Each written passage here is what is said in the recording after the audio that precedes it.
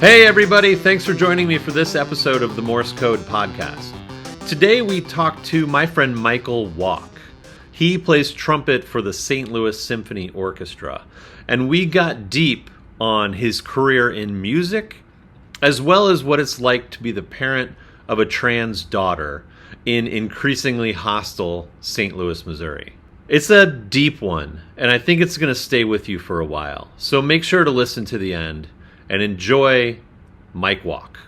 Mr. Michael Walk, thanks for joining us. Absolutely. The way you and I met really made an impact on me, and I'm looking forward to talking about it. But I want to back all the way up to the beginning and just have you tell us the life story and what brought you to St. Louis, and I'm sure I will want to dig into the music end of things and all that. Absolutely. I was born and raised in San Diego, California. My dad worked in law enforcement, and my mom was in and out of part-time secretarial work for the most part. Ended her career at the Diocese of San Diego, working for the education, the priest who headed up the education end of things there. I knew from a fairly young age that I enjoyed playing the trumpet, but I came into deciding to do it for a living rather gradually. When I was 11, my folks said, look, if you'll agree to practice every day, we'll pay for lessons. So I thought, okay, sounds fair. So that's when you started, age 11? I started when I was 7. Really? Yeah. Was there a trumpet laying around the house, or? There were 2 of them. My folks both played trumpet. Really? Yeah. So being the responsible son, I decided I would save them some money and just play the trumpet. Yeah, the band lady came around and tried to get people interested in playing, and so I started playing the trumpet. I was very spotty with it for 4 years, and then got into junior high school, and my folks made me this offer, and I said, sure. So I started studying. I was very shy, and I asked the first chair player, I had to really drum up my courage to ask who he studied with, and called that guy and studied with him, and made a huge difference in my life. He's a gentleman named Charlie Lauer, who lives in San Diego and has for a long time. Not a famous player, but has taught a lot of players who've become professionals.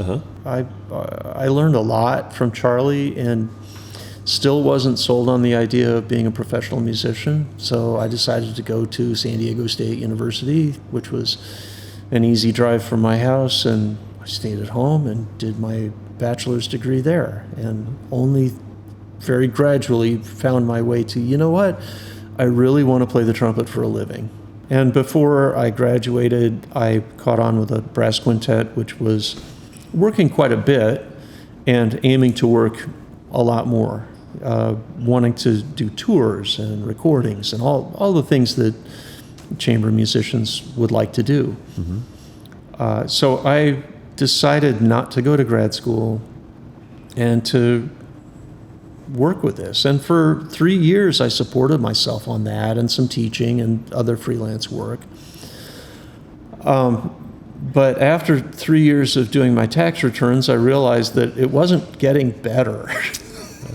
I thought, okay, I'm scraping by with 2 or 3 roommates, and I'm never going to be able to own a house. I'm never going to be able to reliably support a family, any of those things that were kind of important to me also. Sure. So at that point, I decided, I think I will put in applications for, I limited it to 3 schools that I thought could advance my career.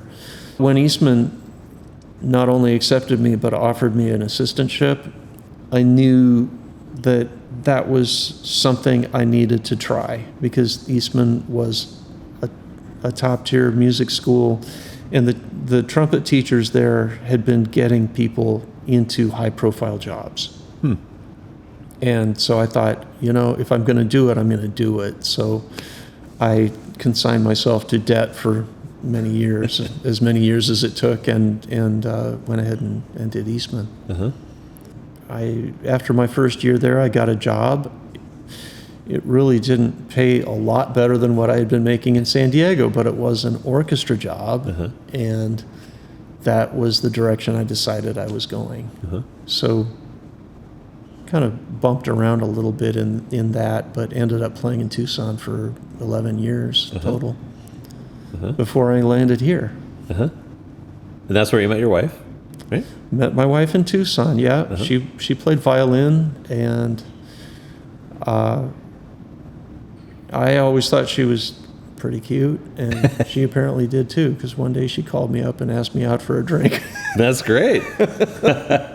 So, yeah, it worked out wonderfully. And she was a very talented violinist and grew up in Tucson, so I think a part of her still misses it, but it's we had a chance to build a different and a better life here because of the difference in the structure of the orchestras and how they're paid. St. Louis Symphony is a major orchestra, and I can support my family on my income, and that was a huge thing. In Tucson, because it was part-time, everybody had a day job, which meant all the rehearsals were at night, which meant that 5 or 6 nights a week, babysitters were putting our kids to bed. Yeah. Wow. So, yeah, it was tough. We were able to afford a house, but it meant we both played in the orchestra and we both taught a lot of private students. And so you grew up, both your parents at least dabbled in trumpet, maybe played more seriously? No, not seriously. And I think my dad practiced, but they both gave it up when they got out of high school. Okay. They just put it away. Okay. And you have 2 kids now, and they've grown up in a household where both their parents are serious musicians. They have. Yeah. And probably because they've seen what I do, they have decided not to become professional musicians. Yeah. Which is fine. I wouldn't wish my profession on anyone who really doesn't have to do it. Really? Tell me more Absolutely. about that. It's something I've told my most talented students, ones who seem like they're interested in pursuing the career, for a long time. It's, okay, picture yourself in 20 years and you're playing the trumpet and you are making a living, and you're living that life. Picture yourself in 20 years doing any other thing that you think you might enjoy doing for a living. And if you can picture yourself being as happy doing that other thing, you should do that other thing, because it is way more difficult than you will ever know to make a living in music. Wow. It just takes a lot of different kinds of skills, and we each find our own path to getting there. But if you don't have such a driving passion that you can make yourself sit down and practice for hours a day, every day without fail, you're not going to make it. You're not going to be the one who gets the job. So, and I know very talented musicians who have put in that time and still end up leaving the profession later in life because it's too hard and it's not stable enough. So with the St. Louis Symphony comes a modicum of stability, and but to get here was a hard path. Right. So, yeah. And even now that you are here, you told me you'd been with the St. Louis Symphony Orchestra for 18 years, right? Yeah, 18 years. And on our way into the studio, you were telling me that you had an 11-hour day yesterday. It was Sunday. Sunday. Yeah. Sunday we had scheduled the last opera of the season with Opera Theater St. Louis. It was Ricky Ian Gordon's This House. But they scheduled this benefit concert for the Urban League because of the tornadoes, which laid waste to a large part of the city. Yeah. And the Urban League has really taken the lead in helping with that, and the symphony decided it was a good idea to try to do a benefit for that. So I volunteered to be part of that. We did one rehearsal and an hour and a half concert, basically, Sunday morning and Sunday afternoon. and raised, I don't even know what the figure is now. It was over 200,000 the last I knew, which was Sunday afternoon. That's amazing. So yeah, it's a good thing. I'm glad we did it, Yeah. but it did make for a rather long day because the opera got out after 10 that night. Yeah. Some days are like that, you know.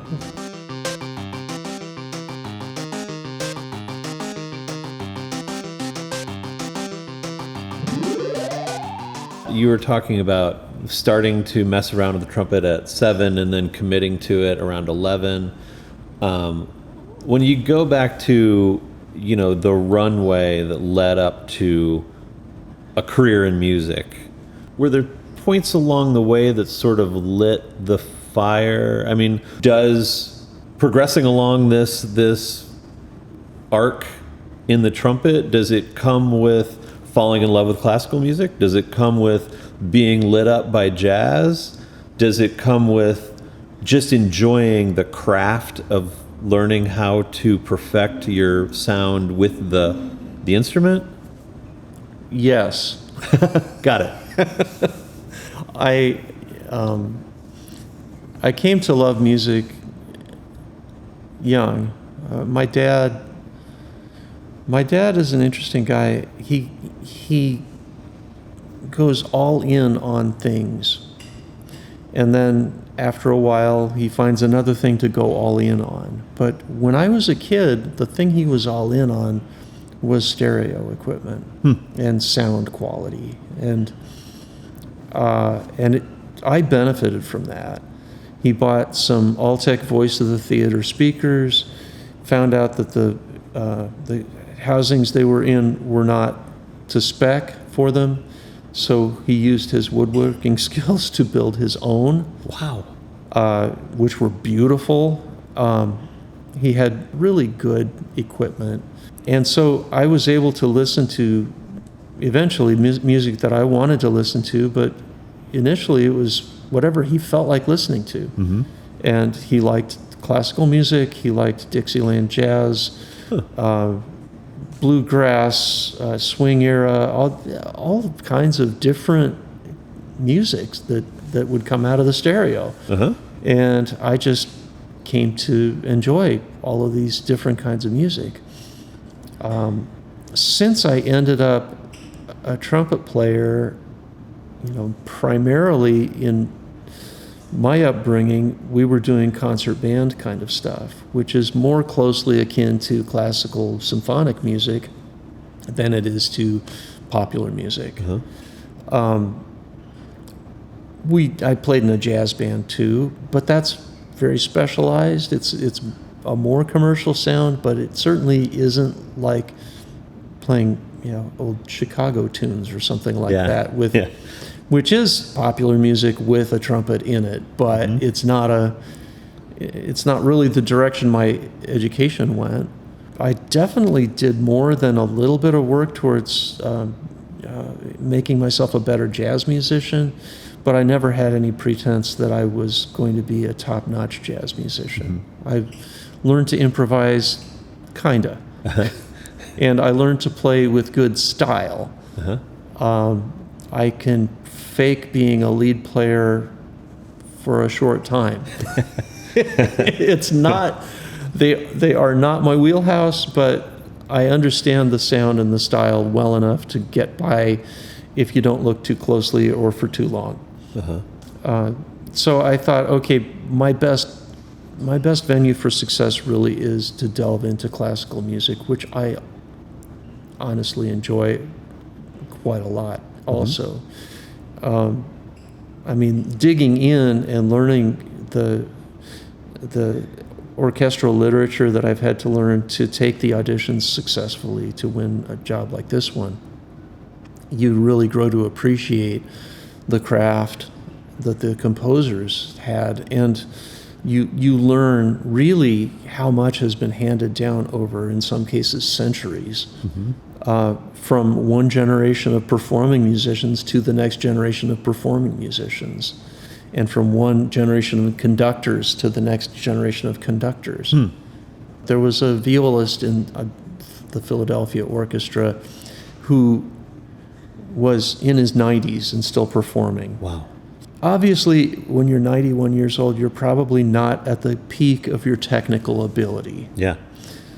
But if you were playing a Mahler symphony, he could tell you about, well, we did this with Bruno Walter, and he did it this way, but Furtwängler preferred it this other way.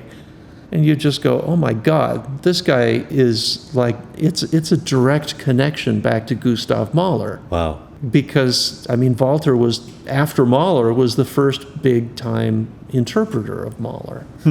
So you get a sense of just how literally connected you are with that past by doing this music, which is largely rooted in the past. Although there's a lot of significant music still being written for the symphony orchestra.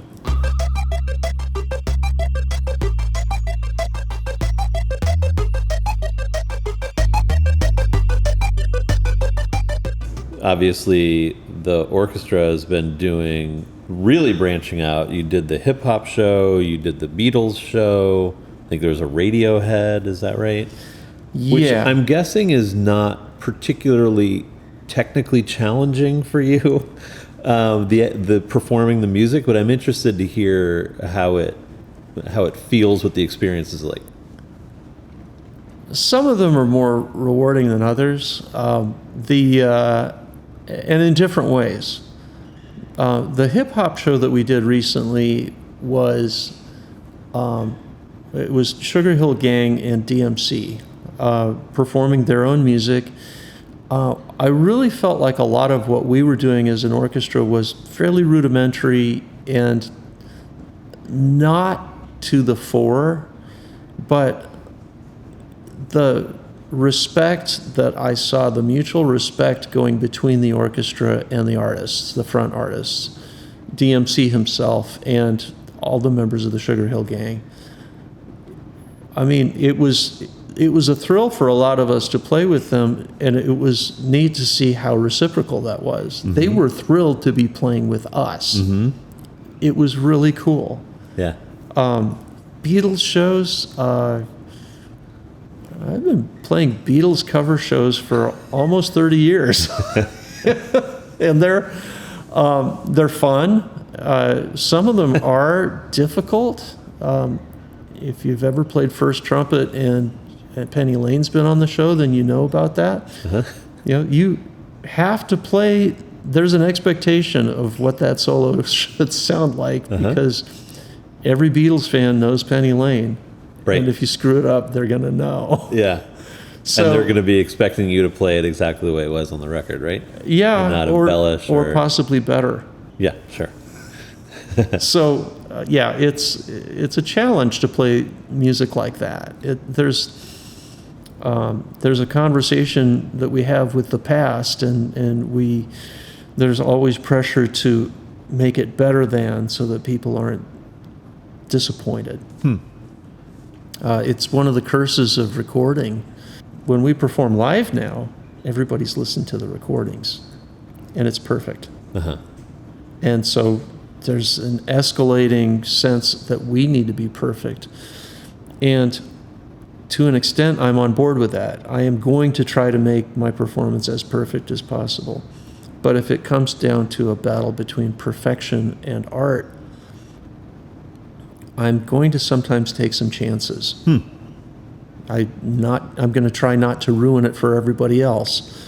But I want to sound great. I don't want to competently interpret. I want to make a great sound. Yeah. That for me is what my job really is. I am dying to build on that and bring up the thing that I am most alarmed about right now, which is AI, and ask you to talk a little bit about the difference between the human element of a person hearing the music, processing the music, feeling the music, performing the music, and you talked about art, versus the perfection of reproducing note for note as written on paper. What are your thoughts about that? Well, before there was AI, there was mass-produced pop music.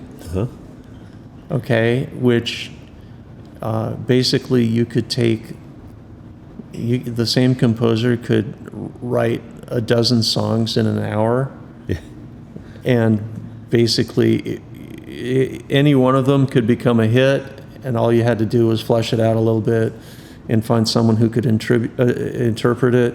Not necessarily even all that well, because so much can be fixed in studio that you can get somebody who can barely carry a tune, and it sounds like they're top notch. Yeah. I think that's unfortunate. For me, quality matters, but humanity matters also. And the idea that if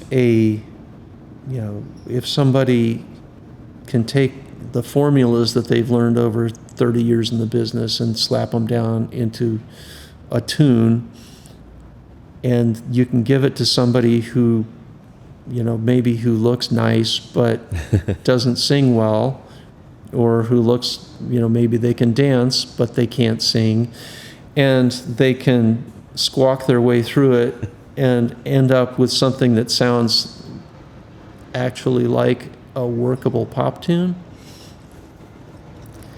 That's more technology than it is art. And the idea that AI can produce art at this time, I think, is simply false. I think that it can mimic to an extent, but until machines can think like we do, they're not going to be able to do it. I really don't think it's valid. So there's my short take on that.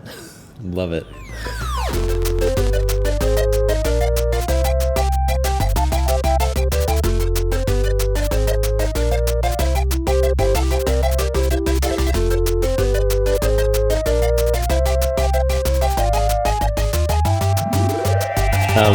Before I knew you as a professional trumpet player with the St. Louis Symphony Orchestra, we connected as dads.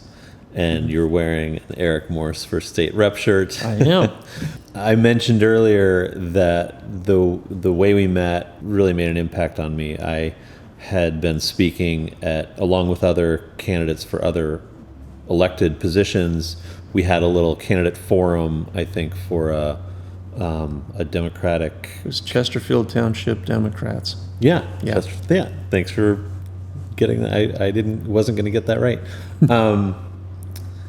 And I spoke about what's important to me and why I was running.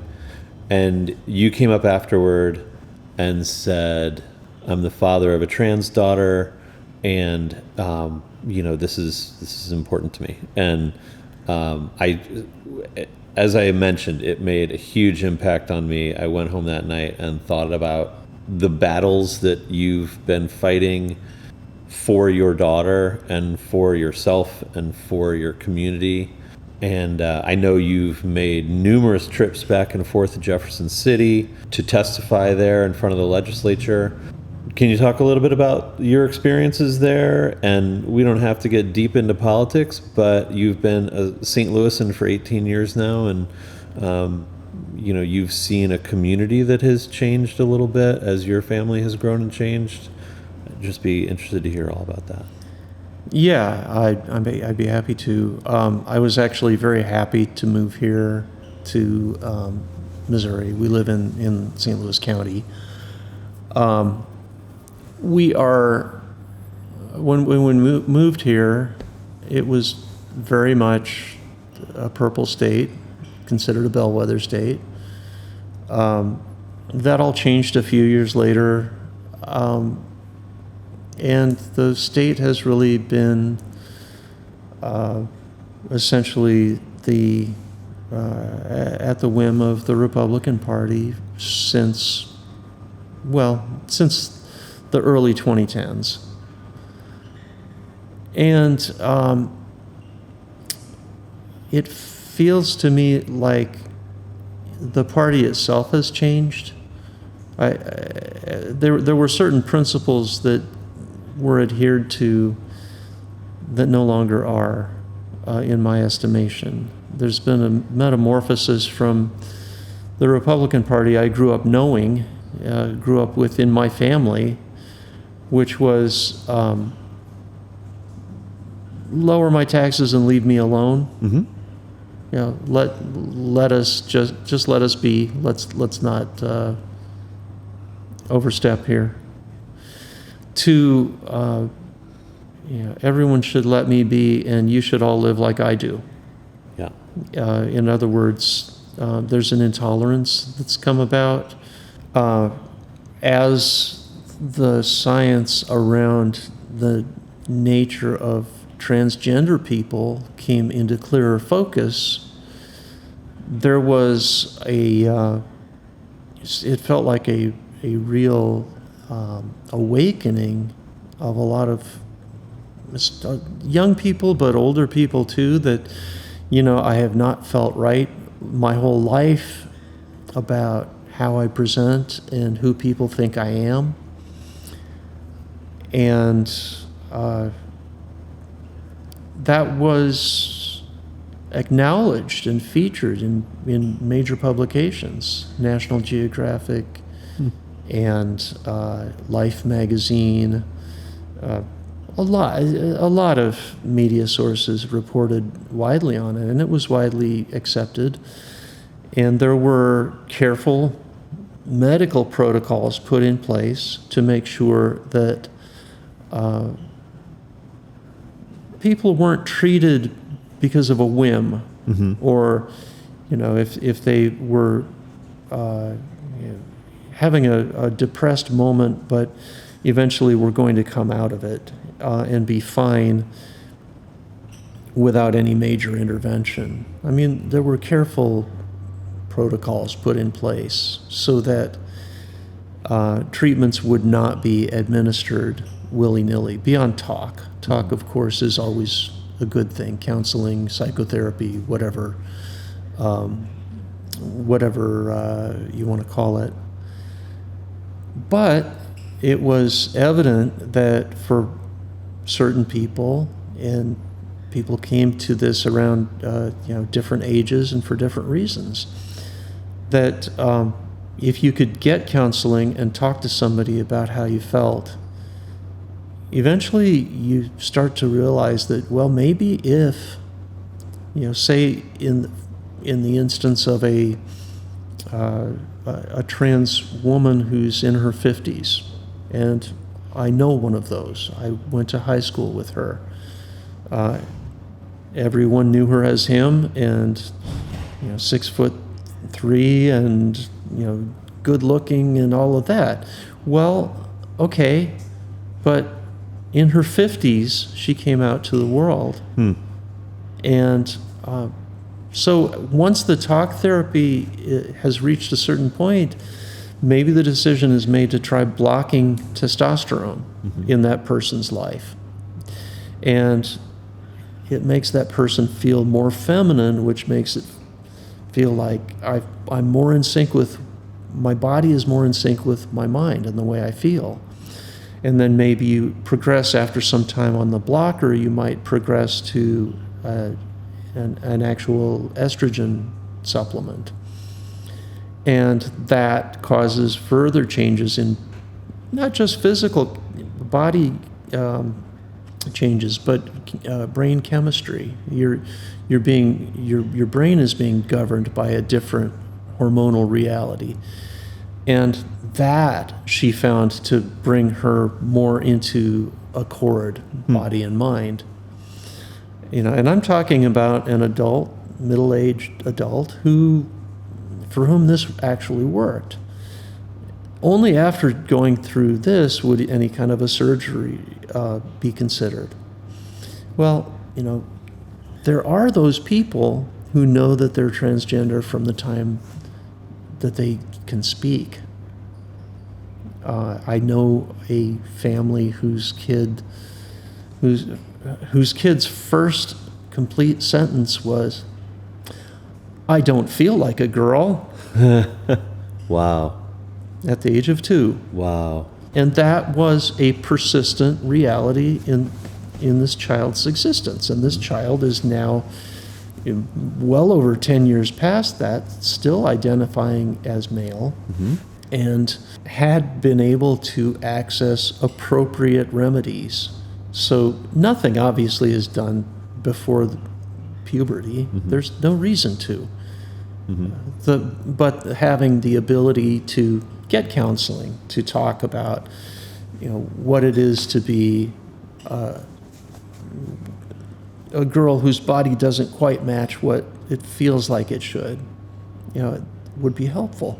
But for us, my daughter didn't really fully understand why she always felt out of sync until after she was well into puberty.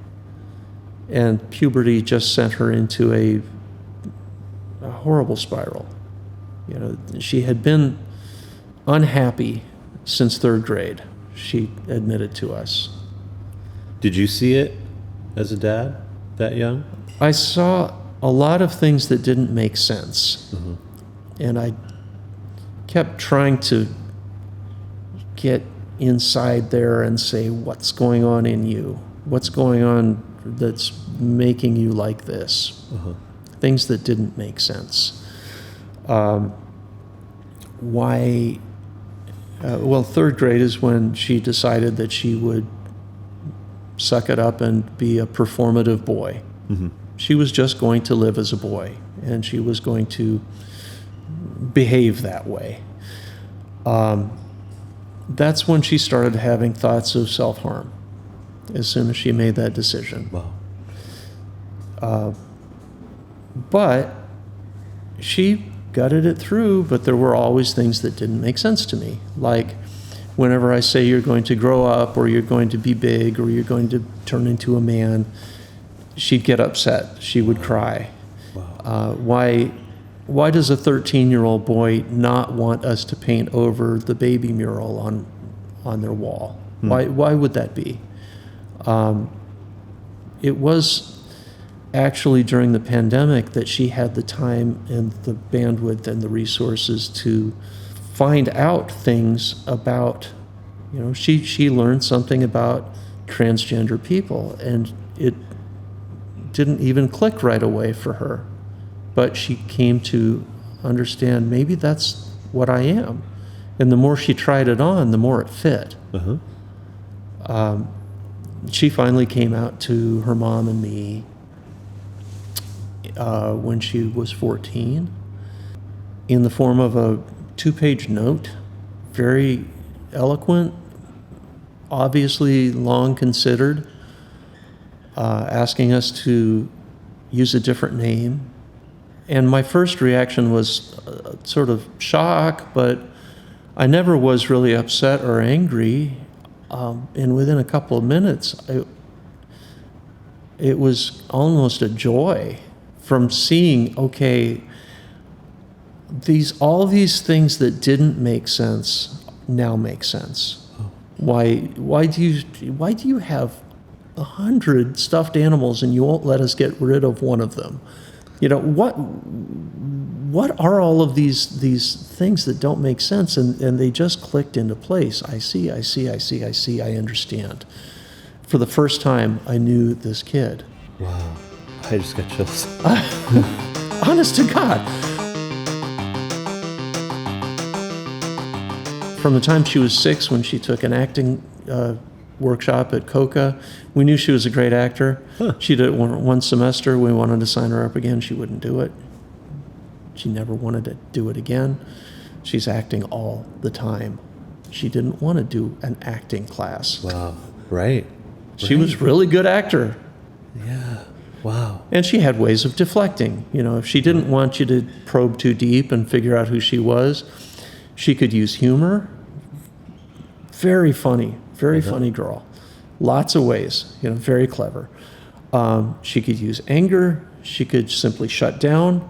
There were lots of ways that she could keep you from knowing who she was. And I think they became so automatic, so ingrained, that she didn't know she was doing them. Wow.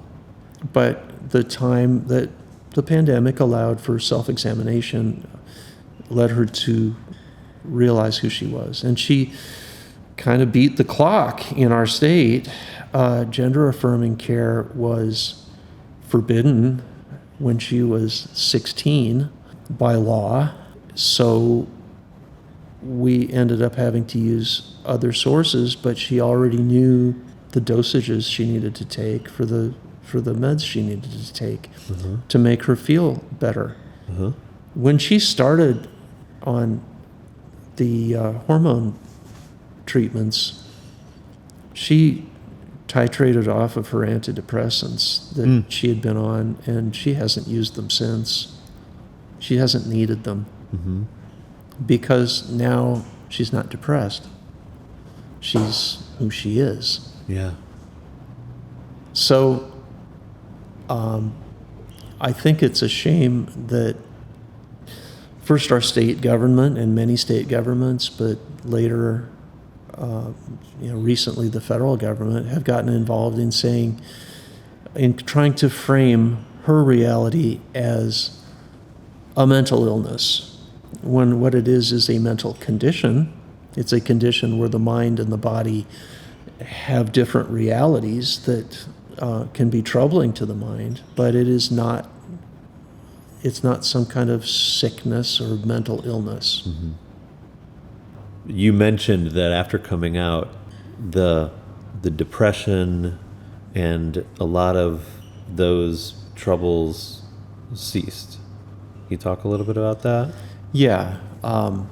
We could see that she had periods of unhappiness, and I could always see a lack of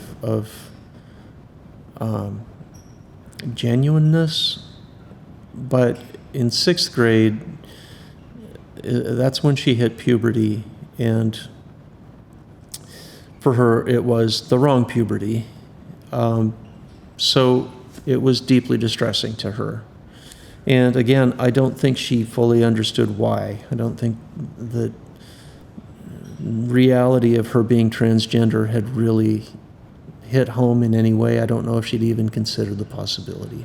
And you must not have understood why. I did not at all. You were just like, well, this kid is unhappy. We had known, been fairly good friends with one transgender person going back to early 2000s. And that person, so we had known for 20 years, more or less, and they had moved to Canada and built a life, still identifying as male, identified at birth as female, but having fully transitioned. And, it doesn't solve all your problems, but it solves a big one. You're still going to have ups and downs no matter what life you live. But we could see in 6th grade that our daughter was getting really dark, that something was really wrong. And Claudia had thought, well, maybe, it was obvious that puberty was a problem. Maybe she's gay or something like that. I thought, well, I don't even know. But yeah, something's wrong. It was a year or a year and a half later when she went in for a pediatrician visit, a well-child visit, and during that they administer a depression test.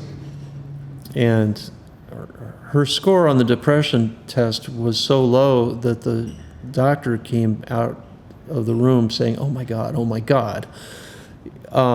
Because it's a 20-point test and she scored a 2. Oh my God. That's what she said. It's dangerous. You learn that as a parent and you think you're a failure. How did I not notice that? How did this happen in my house under my watch and I didn't know? But, life happens all at once, and I didn't know. We didn't know.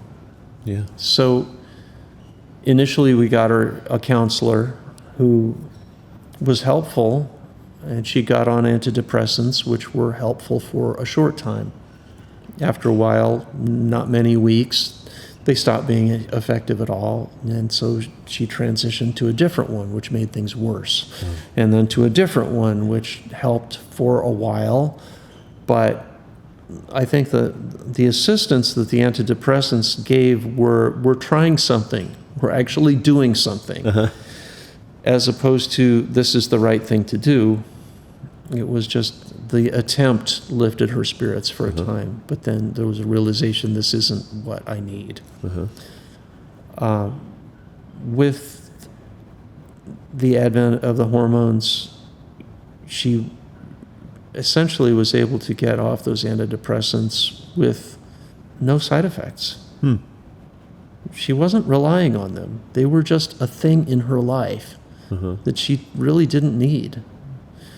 But the hormones she did need. So when she was 16, or it might have been 17, I forget exactly the timeline when the law took effect, we had a gap of some months where we couldn't get her a new prescription in Missouri for the hormones that she needed. But it was an inconvenience in that case.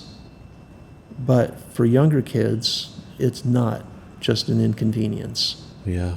It's a real danger to a lot of kids, to their well-being and occasionally to their lives, because trans people, because of bigotry and the unfortunate laws like we have here, limiting their access to medicine that could help them, are at a much greater risk of taking their own lives. Yeah. When we talked about her coming out as being kind of a turning point for her personally and her, personal psychological and mental well-being, I assumed that meant she figured out what was causing this trauma for herself and identifying it and understanding what the solution was sort of allowed her to stop this struggle that she'd been under for so many years. But you're talking right now about a more sort of physiological effect of the hormones and things like that. What do you feel like was? It's hard to divorce the two and to make sense of what controls what and how much. But my understanding from talking to trans people is that if you're trans feminine, having your body be governed by estrogen as opposed to governed by testosterone feels so much more comfortable and right. And this is borne out in different ways. Brain scans of transgender girls and women are more similar to brain scans of cisgender girls and women than they are to cisgender boys and men. It's not exactly the same, but the similarities are greater between trans women and cis women than they are between trans women and cis men. So there's just evidence that probably at some point along the way a difference in development occurred, and we don't know when and we don't know exactly what, but a difference in development that where the brain of this one person has grown around not an idea but a physical reality of being opposite gender of what their sex has been determined when they were born. You came out looking one way or looking another, and so you were assigned that. And for most of us, that's accurate. I mean, I can't tell you when I decided I was a boy. Right. I can't tell you because I didn't have to. Yeah. And I don't think that trans people decide that they are opposite gender. I think that it's already in them, and they can be made happier, more comfortable, and honestly, if you want to think of it societally, more productive members of society. Sure. By being allowed to experience life in the way that they feel comfortable, which is honestly exists on a big spectrum. There are some people who are trans-identifying, who are perfectly fine with just, hey, sometimes I'm a trans man, and I'm fine with just dressing like a guy most of the time, and that's all I need. Okay, so then there are others who are just don't feel right with the world unless they can grow the facial hair, have their voice drop. Some will need to have surgery for breast reduction or some kind of a bottom surgery to make them feel more at home in their body that houses them, so that they can feel right with who they are. So it's really different and very individual, and that's part of what the treatment protocols that were developed were to realize was, this is not a one-size-fits-all thing. It's not, we can't just use a cookie-cutter approach and say, oh, well, you're trans, well, we'll do this and that surgery, and here are your hormones, and they're in this dosage, and it's all prepackaged. It doesn't work that way.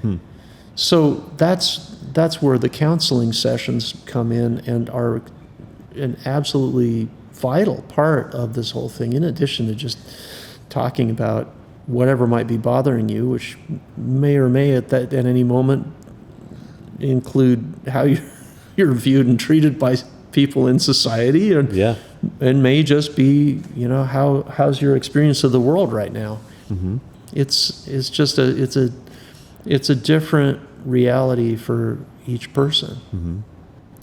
So you went from parenting this child who was suffering from being in tension or conflict with their body to parenting a child who all of a sudden was in a different kind of conflict with society, right, or tension maybe. Your life is politicized, right? That's the problem. It's interesting because we live on a street that's, if I had to guess, I'd say probably more than half of the households are Republican. But it's, we all get along. And everyone on the street knows my daughter, and everyone on the street accepts my daughter. And it's fine. Now, a lot of them perhaps don't really understand how damaging it is, the policies and honestly, just the words that come out in demonizing and dehumanizing trans people. But it creates a lot of stress, and it's been an ongoing stress in all of our lives. And I see it in my daughter, even when she's going to school in a different state that's frankly a lot safer for her than Missouri is. But even when she's away at school, she knows what's going on. It's part of the national dialogue now, where after having served, thousands of trans people have served in the military for many years, and all of a sudden they are dishonored and ignoble and incapable of the selflessness required of a service member. which is just garbage. It's complete crap. Yeah. But it gets said by the right people often enough, and a lot of people come to accept it and believe it. You can't be a person who experiences that reality, hear those words, see them being parroted and accepted, and not feel it. So, yeah, it causes a lot of stress that's unnecessary and unhelpful. And I feel like this is really an issue that has been made an issue by people with no really good reason to do it. Yeah. And just to put a finer point on it, and not to embarrass you, but I know a little bit about your daughter. I know that she is a technical prodigy. We've talked a little bit about her interest in building computers and that kind of thing. She's gone off to one of the top technical schools in the country. And if I remember correctly, she was interested in attending WashU, and you as a family came to the conclusion that would not be a safe state for her to be in. It would not enable her to continue her healthcare journey. And, you know, from all appearances, this kind of super intelligent, innovative, technological thinker is going to go on to do great things, and the kind of things that Missouri would be better off being a home to. And yet Missouri has made her unwelcome.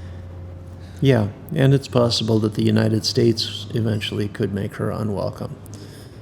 I will say that she is very interested in foreign languages, and that she has been studying several and getting really good at them. So I'm confident that if she needed to, she could find a place to land. But it is not a desired outcome for any of us. I mean, I grew up in this country, and I still love this country. And I think that's true of my daughter as well. She wants this to be the great place that it could be. Yeah. But all of the fear-mongering, it really is about generating fear of people who aren't like you. Xenophobia, I guess, is the unfortunate way that certain people are taking power unto themselves to, okay, well, we're going to get rid of all of these immigrants, whether they're here legally or not. Yeah.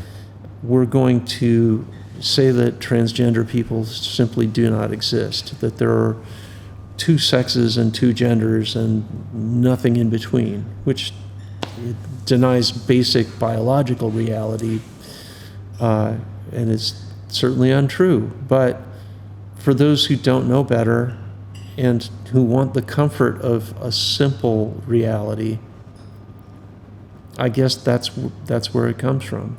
It is very simple when you say it is either this or it is that. Yeah. It's very black and white, good and evil, all of those things. Well, you know, humans aren't good or evil. I hate to say it. Yeah, I mean, I wish I were good. Sometimes I am. But no, I'm not. I do bad things sometimes. I think bad things, I do bad things. I feel bad about them later. Sure. But you know what? We're human. And we don't exist in a binary reality in any way. Sex and gender are no different. Yeah. Even if you accepted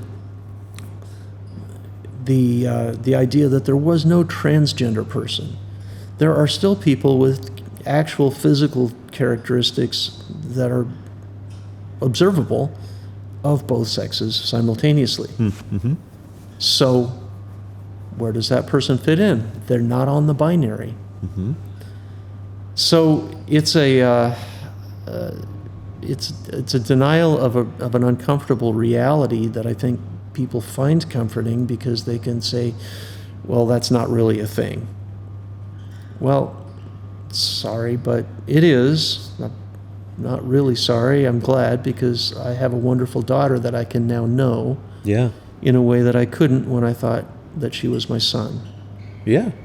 Because, like I mentioned before, something always felt off. She didn't feel real to me. I never felt like I had a genuine connection there, which I now do, because she's not hiding from me or from herself. Yeah. She's living life as she is.